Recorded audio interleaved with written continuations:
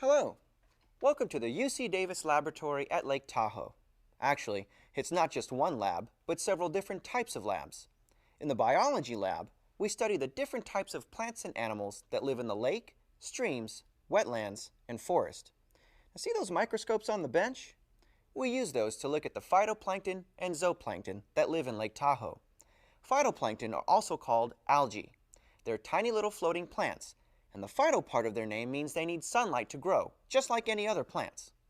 The zooplankton are tiny little animals that live in the water and eat the phytoplankton. Now, there are many kinds of phytoplankton and zooplankton. Monica is an aquatic ecologist. She studies things like how and where the phytoplankton live, how they get their nutrition, and which kind of zooplankton eat them. Hi, Monica. What are you looking at? Hello, I'm looking at lake water samples from Lake Tahoe.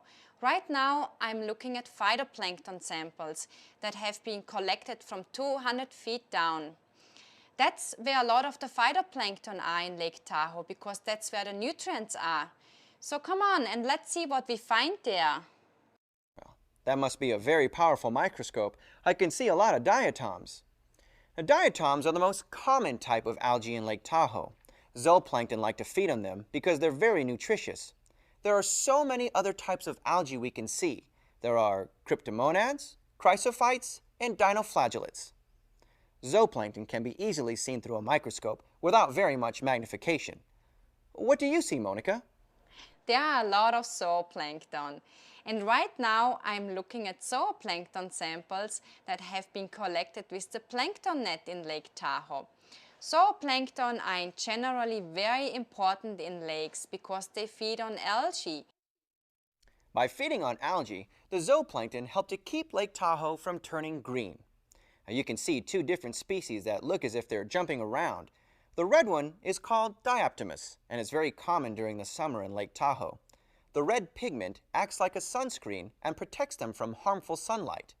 The grayish one you see is called Epicura. There are also other less common zooplankton. This one is called Bosmina, and what a surprise! There's a Daphnia. Daphnia are very important animals in lakes because they provide high-quality food for fish, and the fish really like to eat them. Nowadays, we don't find them very often because of changes in Lake Tahoe's food web caused by the introduction of the mysis shrimp. Speaking of which, this big guy is a mysis shrimp. Let's ask Bob Richards, world-renowned expert on mysis shrimp, where this big-eyed creature came from. Mysis shrimp were introduced into Lake Tahoe back in the 1960s to hopefully provide a food source of intermediate size to supplement the foods available to the different fishes in the lake. It turned out probably not to be such a great thing, and the reason is that those zooplankton that were already here were providing a majority of the food sources for some of the kokanee salmon and the juvenile fishes that live in the lake. So when mysis came along and started preying on these other zooplankton, they actually cut the food sources down instead of increasing the food source available for other fishes. The main lesson learned was that you really need to do good, hard scientific research on things, especially if you're going to change the environment by introducing a foreign organism into the water, because they do bring about a lot of changes that you don't expect. Thanks, Bob. That's actually a great lesson for all ecosystems. Species introductions can have irreversible effects. Now, there are other introduced species in Lake Tahoe, many of which were accidentally introduced. Water milfoil is an aquatic plant that first appeared in the Tahoe Keys, but is now spread to other shallow bays and marinas around the lake. It's a constant battle to keep it from spreading further.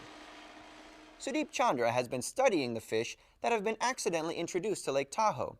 Sudeep, what do we know about these species? The bluegill and bass species have been introduced in the lake sometime in the last 10 to 15 years. And we're concerned about these species because they affect native species by feeding on them.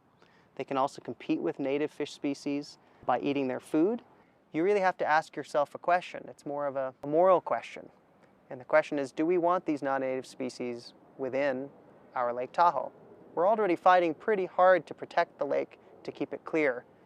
And so what I like to think about is we should also protect the lake by keeping its native biology intact. Something to think about. Well, I need to prepare some more samples. I'll see you the next time you stop by the lab.